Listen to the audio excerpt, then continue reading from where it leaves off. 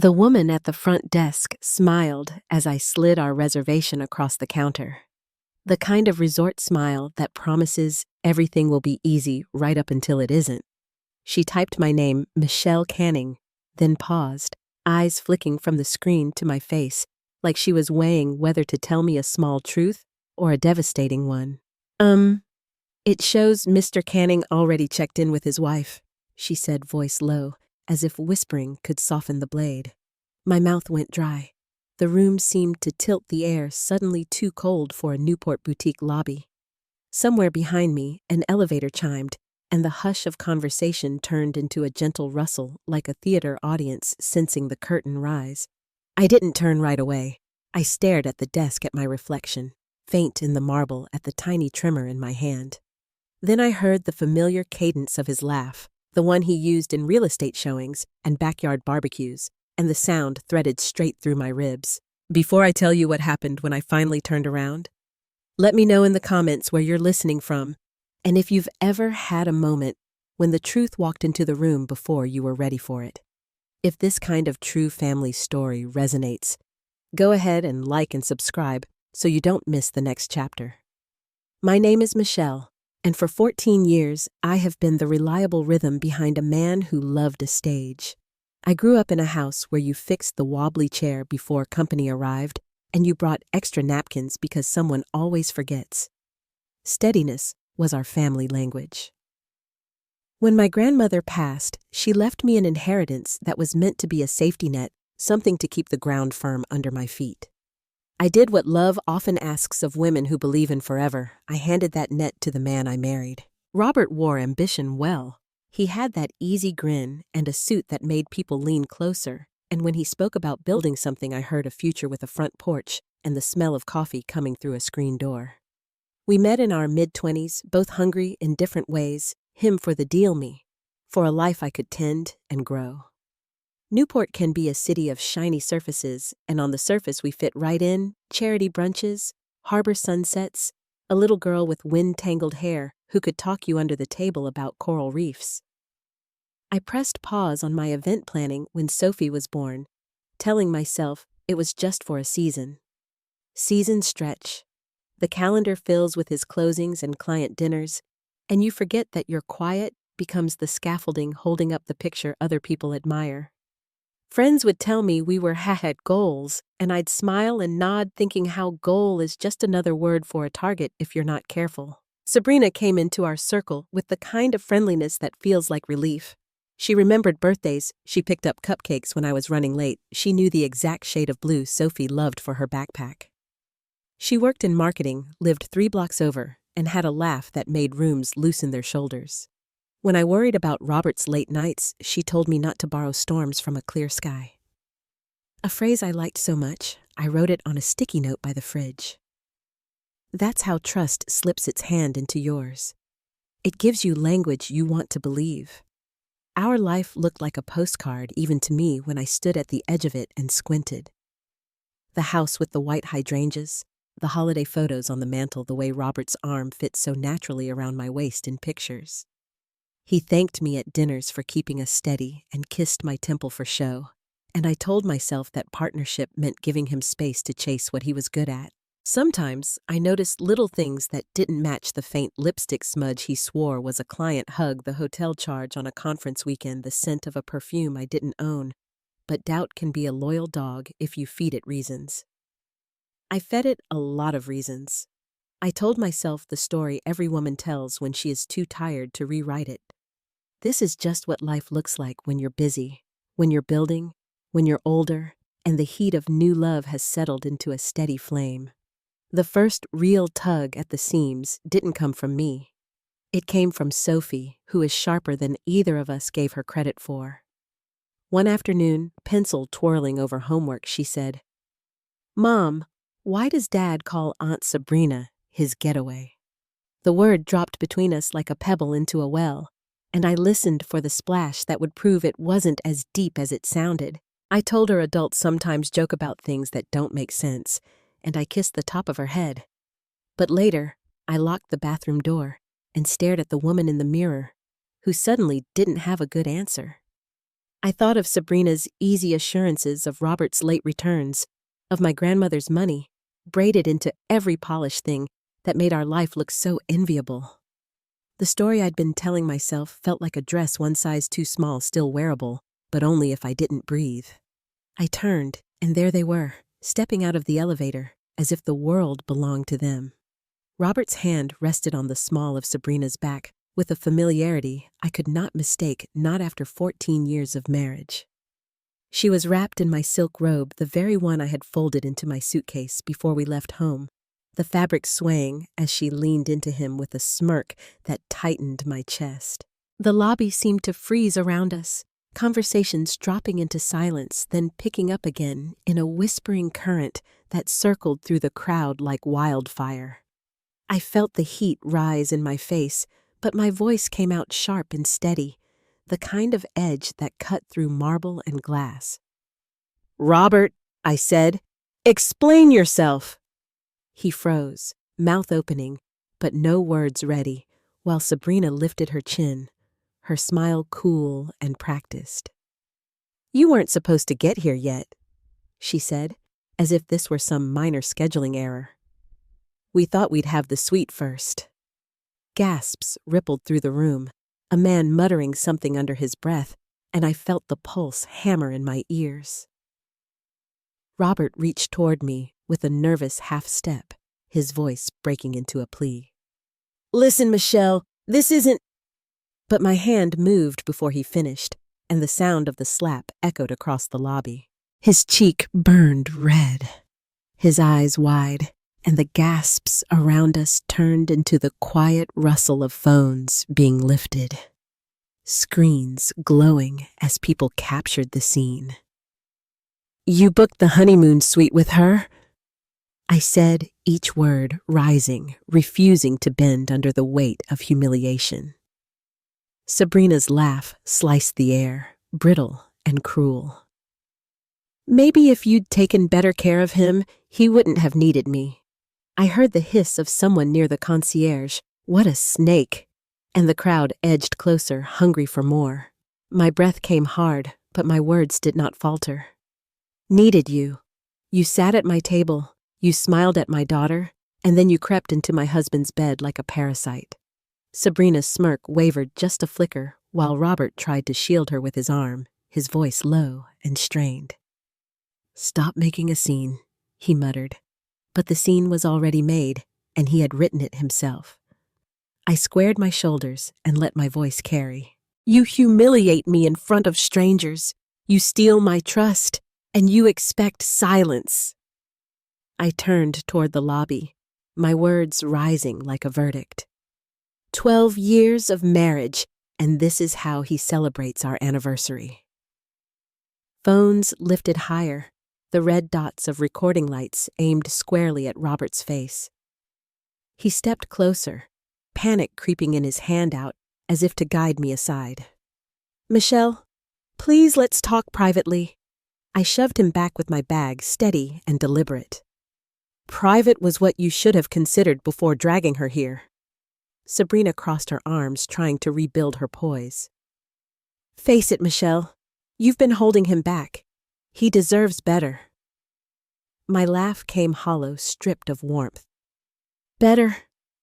He wouldn't have a career or a dime without me. That suite wasn't booked with his success.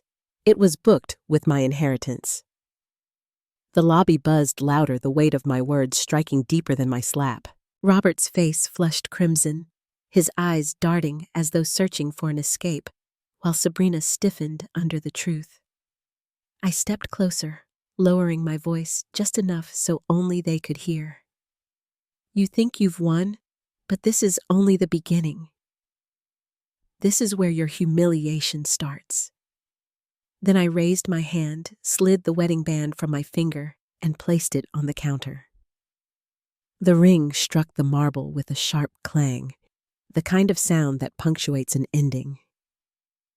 "You can keep the suite," I said, my eyes fixed on Robert's. "It's the last thing I'll ever give you."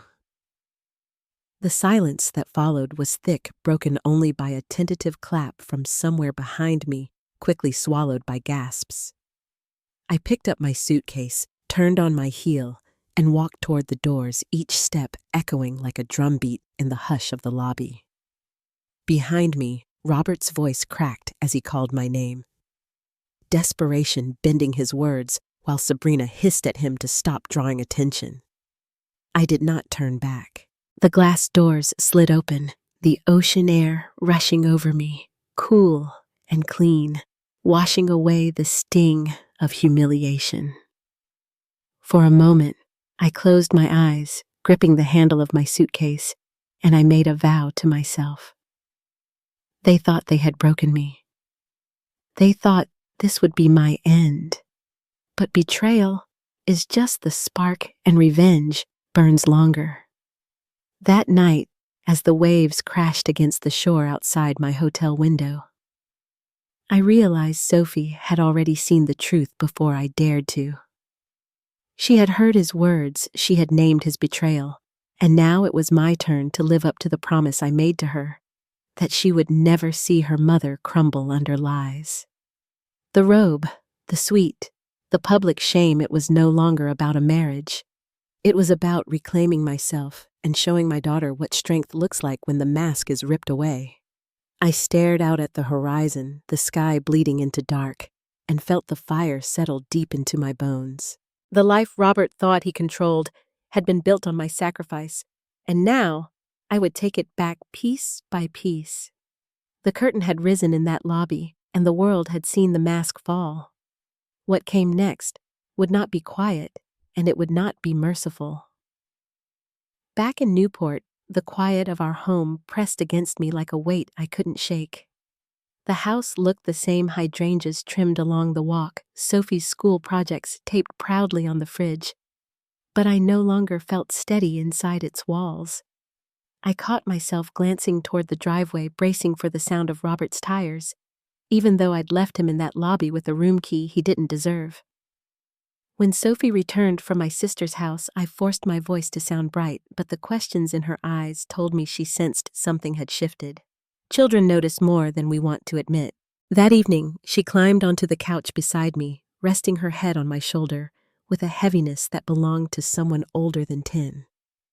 "Mom, is Daddy still at work?" she asked, her tone too careful, like she already knew the answer. I swallowed hard, smoothing her hair back, and told her that Daddy had made some mistakes, but we would be okay. She nodded, but the way she clung to me, small fingers knotted into my sweater, showed the depth of her worry. When she finally drifted to sleep, I sat in the dark living room, staring at the glow of the clock, my hands trembling in my lap. The silence in the house no longer comforted me. It felt hollow, like a stage after the lights had gone out. I moved through the days in a daze, trying to keep routines alive. Packing lunches, signing homework, checking emails, every task carried the weight of what I had seen. The betrayal seeped into the smallest corners, the smell of Robert's aftershave lingering on a jacket he'd left behind, the faint scratch of Sabrina's handwriting on a card tucked in Sophie's backpack. I remembered every dinner we shared with her, every holiday where she laughed at my table, and the way she used to take Sophie for ice cream on summer afternoons. It was unbearable to realize I had welcomed her so deeply into my family, only for her to carve me out of my own marriage. At night, when the house grew quiet, I locked myself in the bathroom and stared at the woman in the mirror who looked back like a stranger. My skin was pale, my eyes rimmed red, and I barely recognized the voice whispering, "How could you not have known?" I replayed the moments I'd brushed off, the lipstick, the unexplained trips, the phone calls Sabrina defended on his behalf. Each memory landed like a stone in my chest, building into a weight I could no longer carry silently. I pressed my palms to the counter, forcing myself to breathe, but the ache in my throat told me the tears were coming, whether I allowed them or not. One afternoon, while Sophie was upstairs practicing her debate lines, I sat at the kitchen table with an untouched cup of coffee and opened the bills Robert had left for me to handle. His neat notes in the margins, numbers I once found reassuring, now looked like evidence of control. I had let him take the driver's seat for too long, convincing myself that love meant trust, even when the signs told me otherwise. My grandmother's inheritance was supposed to be my safety net, but in his hands, it became the foundation of his image, the polished life he showed the world. The shame burned hot in my stomach as I realized just how thoroughly I had been erased from the story of our success. Phone calls began trickling in from friends who had caught whispers of what happened at the resort. Some pretended to check on me, voices dripping with sympathy, but I could hear the curiosity beneath it. Newport thrives on gossip, and the story of Robert and Sabrina had already started weaving its way through dinner parties and coffee shops. I wanted to hang up to silence every ring, but I knew avoidance would not protect me. Instead, I kept my responses short, polite, and firm. The less I fed their hunger for details, the less I gave Robert and Sabrina the satisfaction of seeing me flounder in public. Sabrina, however, had no shame.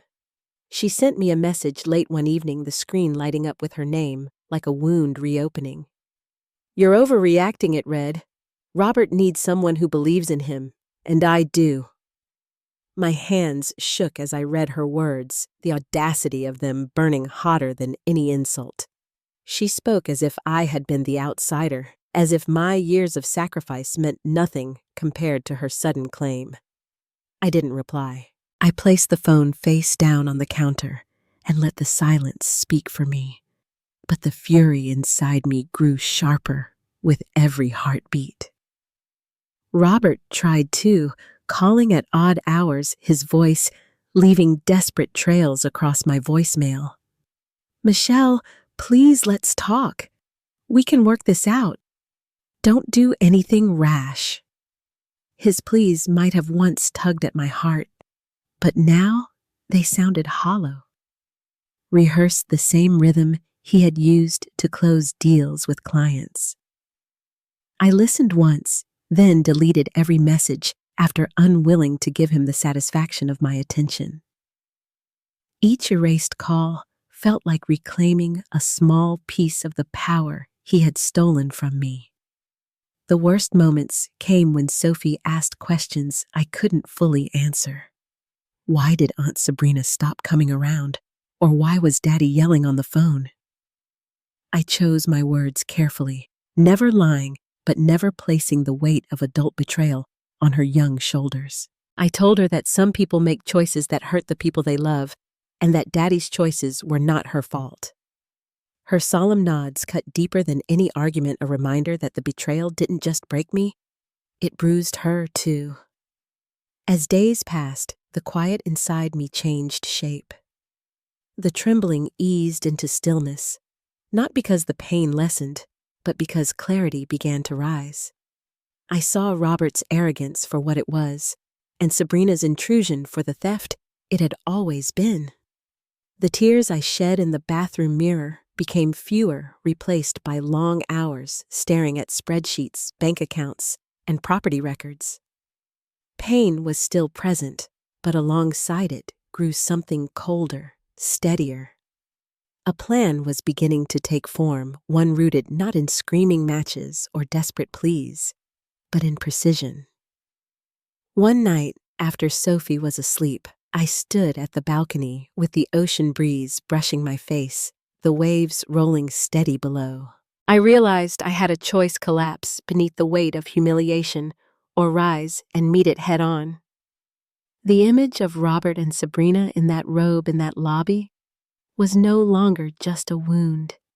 It was a challenge, a line drawn in the sand. They had chosen their war, and I would choose my response. For the first time since the truth unraveled, my heartbeat slowed not with fear, but with resolve. The morning after I stood on that balcony, something inside me had settled into place. It wasn't peace exactly, but it was steadier than the despair I had been living in. I poured my coffee, opened my laptop, and stared at the numbers that defined our life: joint accounts, credit cards, property taxes. For years, I had told myself these details belonged to Robert, that keeping them straight was part of his world, not mine. But I knew the truth now. Everything in those accounts, every check he wrote with his confident hand, had been seeded with my inheritance. And if he thought he could use what I built to fund a life with Sabrina, he was wrong. At the airport, after the confrontation, I had already moved balances into an account he didn't know existed. Now back at home, I froze the cards one by one, the confirmation screens stacking like stepping stones. My hand shook at first, but by the third card, I was smiling, not with joy, but with something sharper, like the sound of glass breaking clean.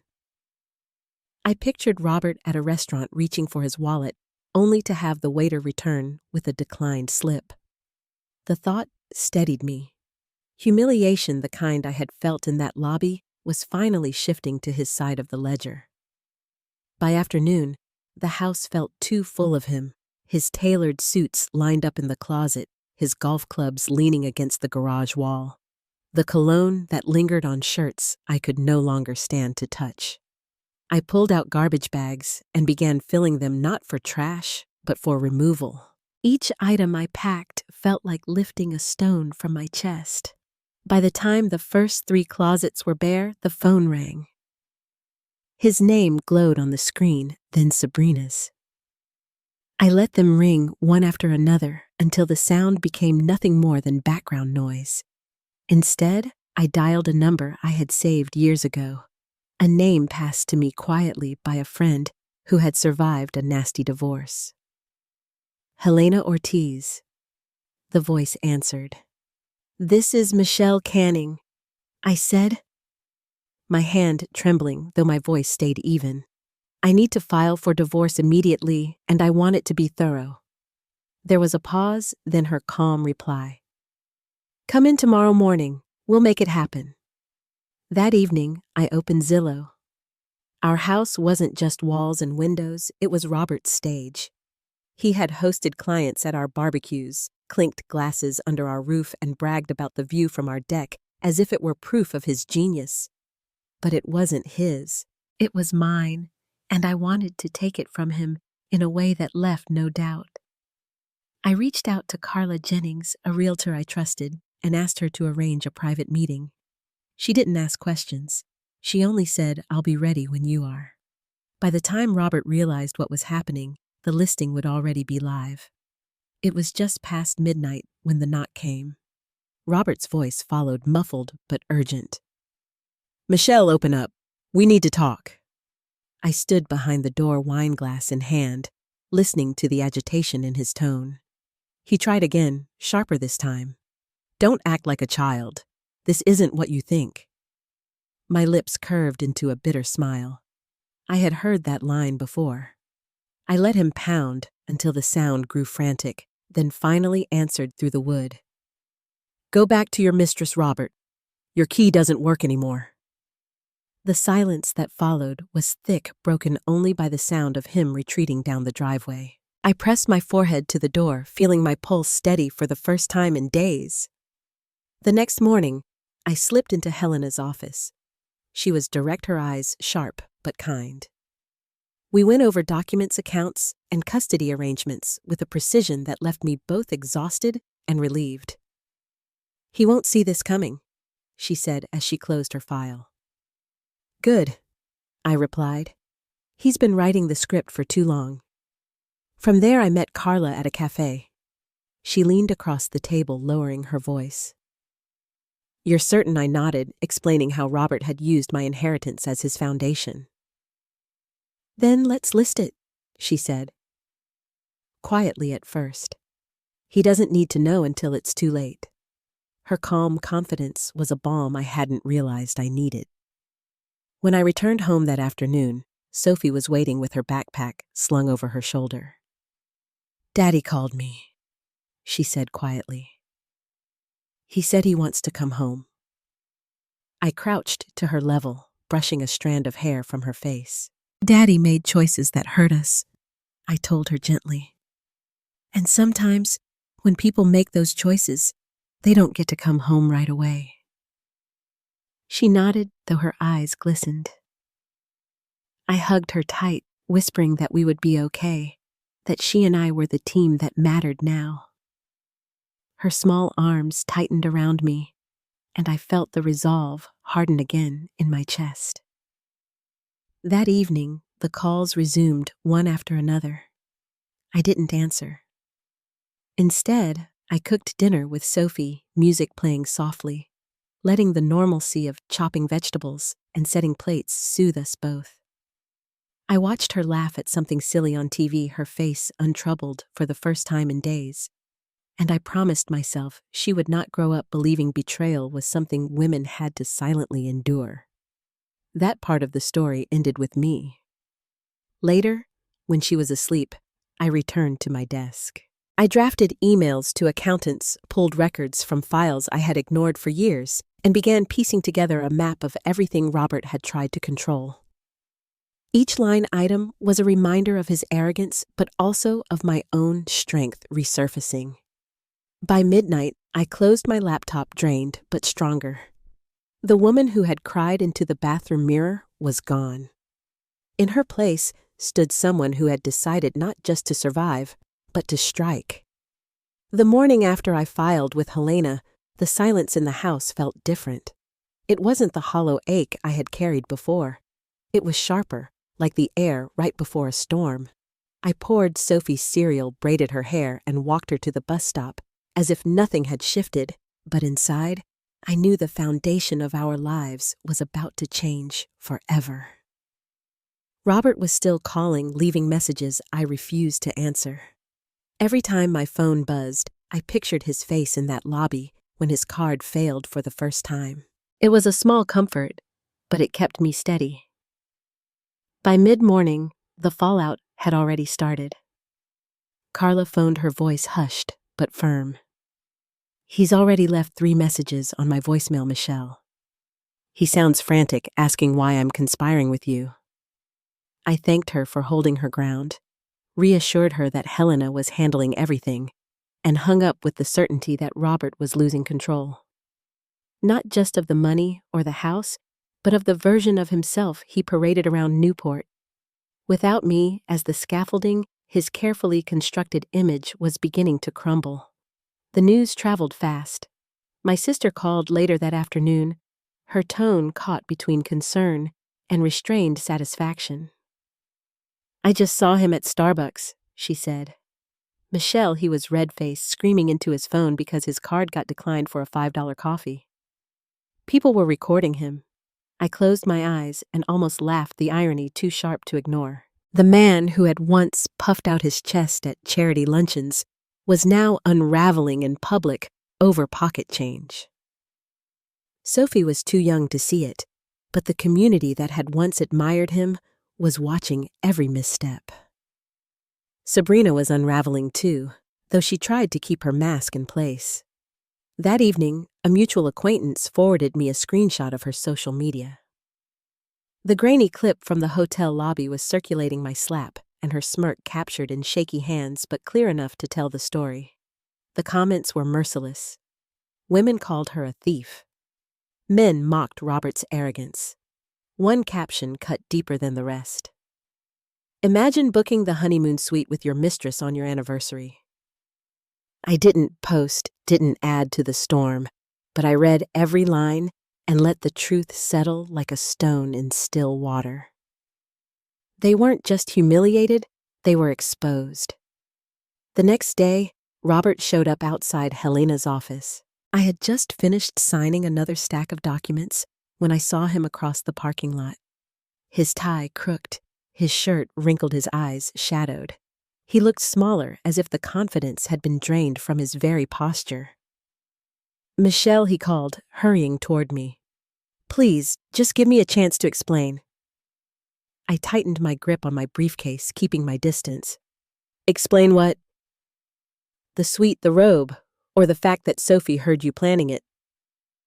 His mouth opened, then closed again. For once, Robert had no script. He reached for me, but I stepped back. "Don't," I said firmly. "You lost that right."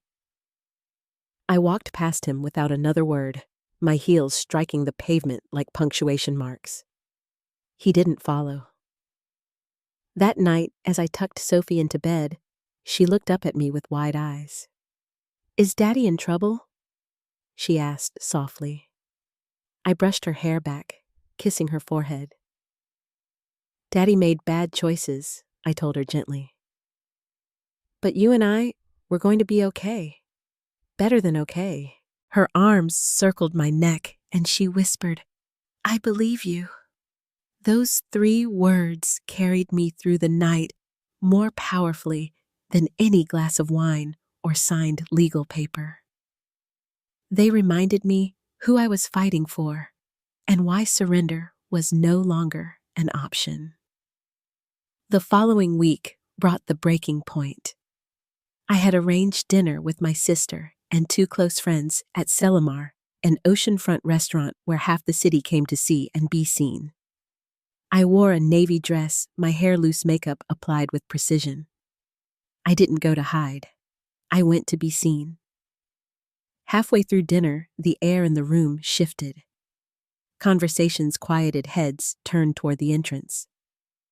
Robert had arrived, Sabrina clinging to his arm like a trophy she thought she had won. He looked worn, his eyes hollow, but he held his posture like a man determined to reclaim his stage. He spotted me instantly and made his move, dragging Sabrina toward my table. "Michelle," he said loudly, his voice carrying, "we need to talk." I didn't rise. I met his eyes calmly. "We've already said everything that matters."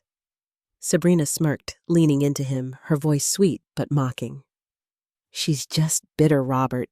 Everyone can see that." My friends stiffened, but I lifted a hand, silencing them. "Bitter? No, Sabrina. I'm free. You, on the other hand, are about to learn what happens when the mask slips." I reached into my purse and tapped my phone screen. My friend across the table, an IT consultant, gave me a subtle nod. Within seconds, Robert's voice filled the restaurant. The recordings I had saved from months earlier, snippets of phone calls he'd made to Sabrina on speaker without realizing I was nearby, poured out over the speakers. "Don't worry, babe. Michelle's clueless. Once I get my hands on the rest of her inheritance, we'll be set for life." Gasps rose around the room, forks clattered onto plates, and Sabrina's face drained of color. Another clip followed. "She gave up her career for me. Some women just want to be useful." "But you're my real partner." The sound of laughter drifted from the back tables. Not the supportive kind, but the mocking kind that cuts. Robert's face flushed crimson. "Turn that off," he barked, reaching for my phone, but I pulled it back steady and calm. "Funny," I said, my voice carrying just enough. "You never minded an audience before." Sabrina tore her arm away from his, her voice shrill. "You told me you loved me. You said she was nothing but a burden." Phones were raised around us, recording every second. Robert sputtered, looking between us, realizing he had been cornered. "Michelle, you don't understand." I rose slowly, my chair sliding back across the floor. "No, Robert, I understand perfectly. I built your career, your home, your image, and you repaid me with lies and betrayal." The room had gone silent, but for the click of cameras and the hiss of whispered judgment. I leaned forward, close enough for only him to hear, then straightened and spoke clearly so every person at Selimar could catch the line. "You booked the honeymoon suite with her, Robert. I booked your one-way ticket out of this town." The restaurant erupted. Gasps, claps, even a whistle from near the bar. Robert's jaw clenched, his face rigid with fury, but no words came. Sabrina shoved him, her voice shaking with rage. "You used me. You said she was finished, that the money was yours." He reached for her, but she stormed off, heels snapping against the tile, leaving him alone under the weight of every camera in the room. He turned back to me, eyes wild. "You'll regret this," he hissed. "People might be on your side now, but they'll tire of your drama." I tilted my head, my voice calm. Look around, Robert. They're already tired of you. Dozens of eyes bore into him, phones still raised flashes capturing every angle of his collapse. He shoved past a table, stumbled on the step, and disappeared into the night, laughter chasing him into the street. I smoothed my napkin over my lap and took a slow sip of wine, my friends silent in awe.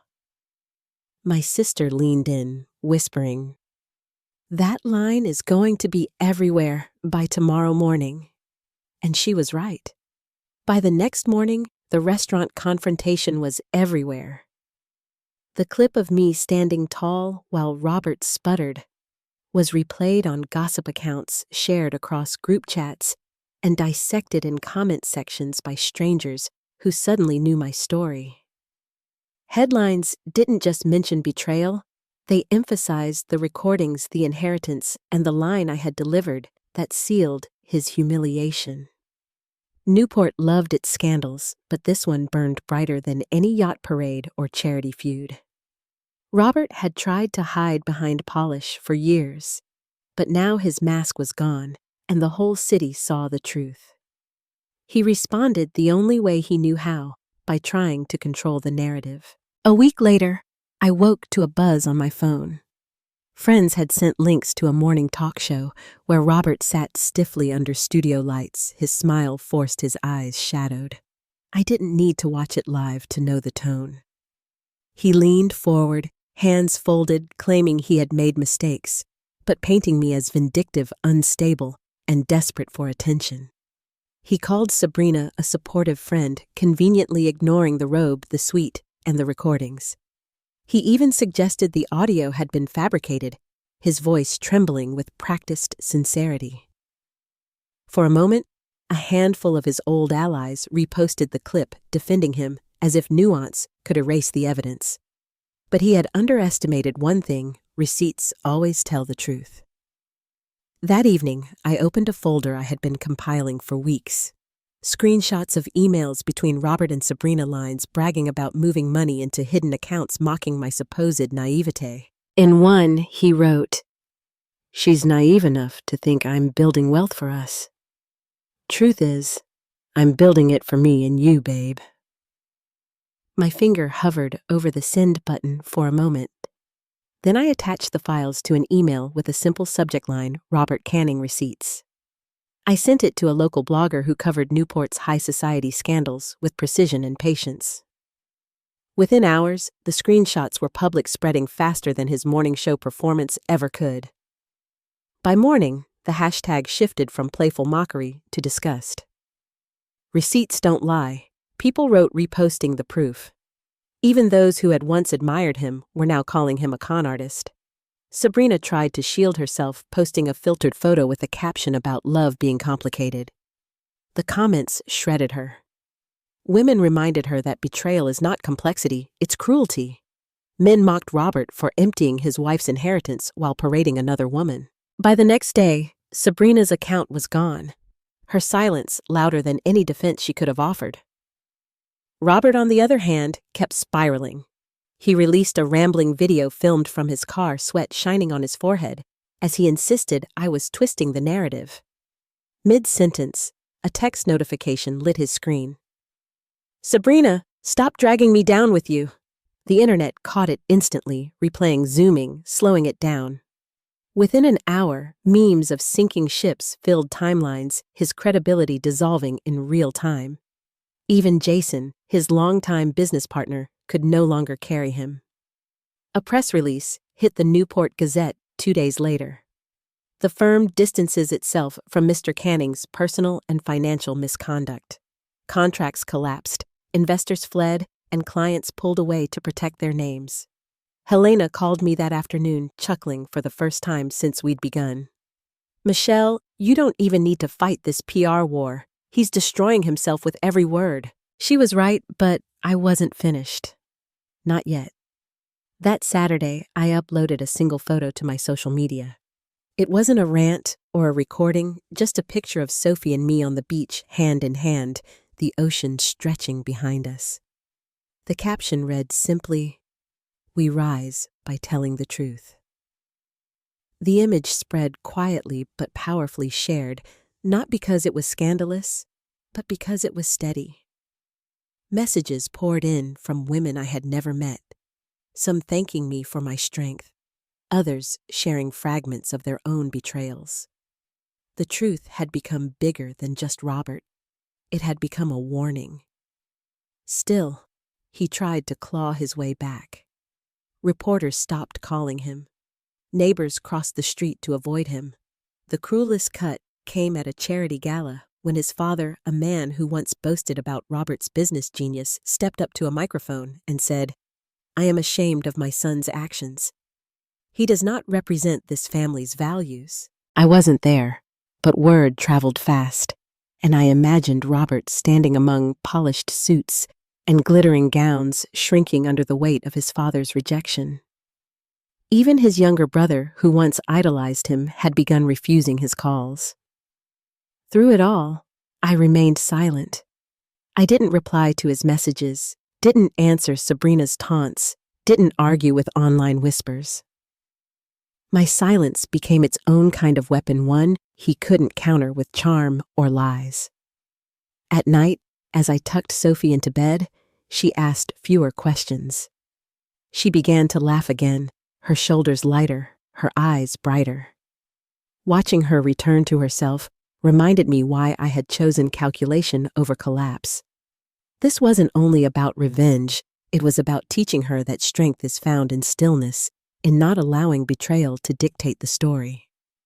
One evening, after she fell asleep, I stood at the kitchen window and watched the street lamp flicker against the driveway. Robert had built his life like a house of cards, and I had finally stopped holding up the table. Now each card fell with its own noise: the restaurant, the receipts, the public statements, his family's rejection. I didn't need to push anymore. Gravity was doing the work for me. The morning of our first court hearing, I dressed in silence. A navy blazer, pearl earrings, hair pulled back in a way that felt calm but unyielding. Across town, Robert arrived in a crumpled suit with his lawyer at his side, dark circles carved into his face. For years, he had walked into rooms with an easy smirk. But in that courtroom, he looked smaller, stripped of the polish he once wore like armor. I sat with Helena at my side, steady as a stone as the judge called our names. Helena wasted no time.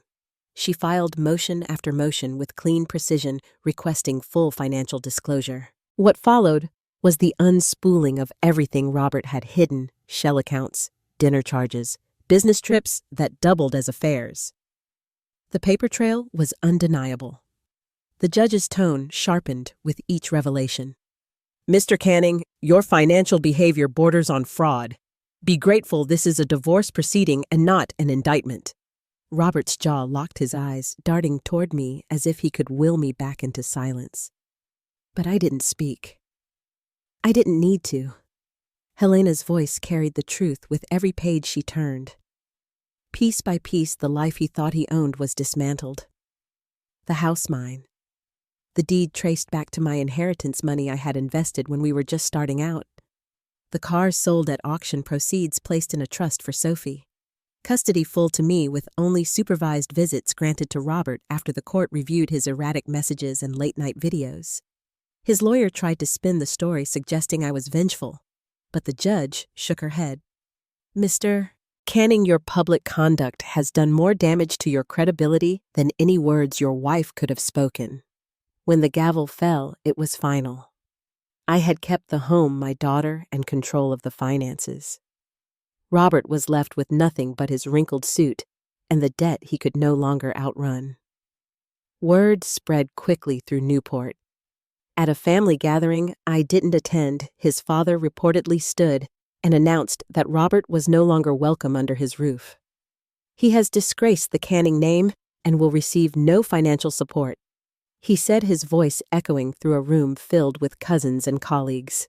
Robert's younger brother, who had once followed him like a shadow, pulled his arm away when Robert tried to corner him afterward. "You're toxic," he said loud enough for everyone to hear. "You nearly ruined this family's reputation." Don't call me again. Robert had become radioactive. Even blood turned away. Sabrina fared no better. Her engagement ended months earlier, and with Robert broke and spiraling, she tried to slip back into her old circles. Newport, however, has a long memory. Former friends avoided her at coffee shops, whispers following her through grocery aisles. She posted a tearful video about love being misunderstood, but the comments cut her apart. By morning, the video was gone, and so was her account. The woman who once lounged in my silk robe like she had won a prize was left with no audience and no stage. Robert's descent accelerated. Jason dissolved their business partnership, formally citing irreparable differences. Lawsuits began to pile in from clients accusing him of negligence and mismanagement. His number leaked prank calls filling his voicemail until he changed phones more than once.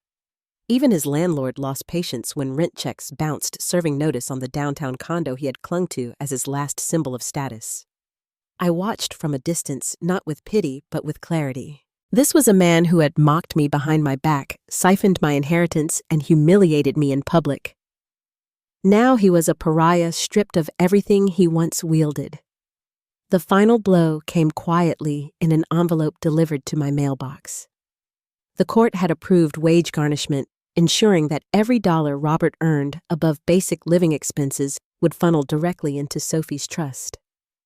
I poured myself a glass of wine and read the notice twice, letting the truth sink in. Robert wasn't just broke, he was working for me now, every paycheck chained to the daughter he had betrayed. That night, as I tucked Sophie in, she asked, "Is Daddy going to be okay?" I smoothed her blanket and told her softly, "Daddy's choices have consequences. But you and we're more than okay." She nodded, her eyes clear, and drifted into sleep. A few days later, I drove past the places he once strutted through. The country club had revoked his membership. His favorite bar had banned him after an outburst when his card declined. Outside a dingy extended-stay motel, I saw him once, shoulders hunched, phone pressed to his ear, like he still had someone left to call. He didn't. Newport, which had once embraced his smile, now looked at him like a cautionary tale. The man who once booked a honeymoon suite for his mistress on our anniversary now lived in a room that smelled of mildew. I never confronted him again. I didn't need to. His punishment wasn't in the words I might have spoken, but in the silence I gave him, in the life that moved forward without him. He had built his empire on my trust, and when I withdrew it, the walls collapsed. By then, he was nothing more than background noise fading into the distance. Robert showed up one last time on a Saturday afternoon. Through the glass, I saw a man I hardly recognized. Hair unkempt, shoulders slumped, eyes hollow from weeks of unraveling. He asked for 5 minutes, just 5 minutes to explain himself. I stepped outside, pulling the door shut behind me so Sophie wouldn't hear. His words tumbled out broken and uneven about mistakes, about how he thought I'd always be there to catch him. For the first time in years, I didn't feel anger. I felt clarity. He begged, saying he had no one left. He admitted he'd lost his business, his family, even Sabrina. He said he didn't want to die alone. I looked at him and saw the truth. He hadn't just lost me, he had lost himself long before. My voice was steady when I told him, "You shouldn't have lived like a man who deserved it." His face crumpled, but I didn't waver. I closed the door behind me, leaving him on the porch with the fading light. That was the last time I ever saw him. 2 years passed, and the distance brought healing. Sophie grew taller, her confidence blooming in ways I had once only dreamed for her. She stood at a school debate podium with fire in her eyes, speaking of fairness and justice, and I felt a swell of pride so strong it nearly broke me. My event planning business, once set aside for Robert's ambition, now thrived in my own hands. Clients waited months for a meeting drawn not by scandal, but by the steadiness they saw in me. Our home felt lighter, painted with new colors and filled with laughter that no longer carried the weight of secrets. Every so often, I'd hear whispers of Robert. Newport is small, and his name still drifted through conversations like a ghost. Couch surfing odd jobs, motels that smelled of mildew. He was no longer a man who mattered in my story. Sabrina disappeared too, marrying someone far away. Her name mentioned only with a shake of the head. I never sought them out. Their absence was enough. Silence was the answer they both earned. One evening, Sophie asked me quietly, "Do you ever think about what happened?" I paused before answering, because I wanted her to hear the truth, not the pain. "I think about how strong it made us," I said. "How it showed us we don't need anyone who betrays us. Freedom is better than any fairy tale we thought we had." She nodded, satisfied, and went back to her homework. Children don't need long explanations, just truth steady and simple. Now when I stand on the balcony at night and feel the ocean breeze, I think back to the woman who walked out of that hotel lobby with her pride bleeding and her heart shattered. She didn't know then that humiliation was only the spark. She didn't know it would be the doorway to a stronger life. But I do now. Robert thought betrayal would break me. Instead, it rebuilt me. And as the waves crash below, I know this story isn't just about revenge. It's about reclaiming dignity, teaching my daughter resilience, and choosing a life where betrayal no longer writes the script. Justice was served not in anger, but in clarity. I didn't just survive him. I rose. Before we close, I'd love to know what part of this journey spoke most to you. Share your thoughts in the comments, and if you've ever faced betrayal, may you find the same freedom and strength waiting on the other side.